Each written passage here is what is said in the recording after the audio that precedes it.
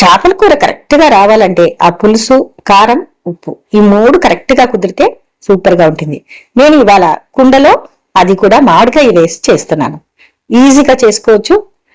Taste అయితే వేరే level, ఇంకో మాట లేదు. అయితే స్టవ్ అయితే వెలిగించేసి ప్యాన్ పెట్టేసుకున్నాను. ఉల్లిపాయలు అయితే 4 తీసుకున్నాను, అలాగే టమోటాలు 2.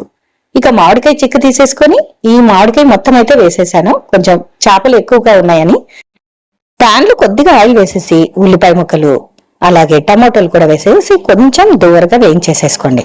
ఇది మనకు పేస్ట్ లాగా చేసుకుంటాం కాబట్టి మిక్సీ జార్లో చల్లారిన తర్వాత పేస్ట్ లాగా చేసేయండి. ఇక ఇప్పుడు మెయిన్ గా కుండ అయితే పెట్టేశాను. ఆయిల్ వేసేసి మనం పేస్ట్ చేసుకున్న ఉల్లిపాయ పేస్ట్ ఉంది కదా, అది వేసేసి అది బాగా వేగిన తర్వాత ఇక శుభ్రం చేసి పెట్టుకున్న ఫిష్ ముక్కలు ఉన్నాయి కదా, ఇది బొచ్చ అనమాట, బొచ్చలు అంటాం కదా, ఆ ఫిష్ మొత్తం ఇందులో వేసేయాలి. ఇందులో వేసిన తర్వాత మనం ముందుగానే కట్ చేసి పెట్టుకున్న ఉల్లిపాయ ముక్కలన్నీ ఇందులో వేసేయాలి. ఇంతేకాకుండా మామిడికాయ ముక్కలు కూడా సన్నగా కట్ చేశాను, ఇవి కూడా వేసేయాలి. ఇక పచ్చిమిరపకాయలు, కరివేపాకు, సాల్ట్, ఇంకా పసుపు, కారం ఇవి తగినంతగా వేసుకోండి. మనం పులుసు పోసిన తర్వాత మళ్ళీ చూసుకోవచ్చు.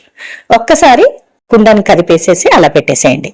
ఇప్పుడు ఉప్పు కారాలన్నీ కొంచెం ఆ ముక్కకైతే పడుతూ ఉంటాయి.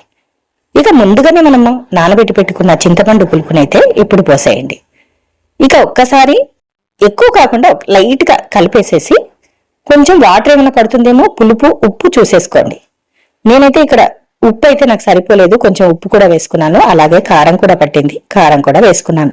ఇప్పుడే మనం సెట్ చేసుకోవాలి.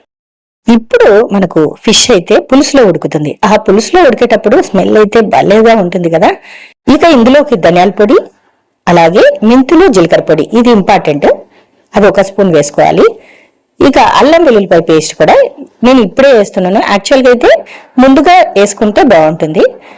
చివరిగా కొంచెం మిరియాల పొడి కూడా కలిపేసేసి పెట్టేశాను.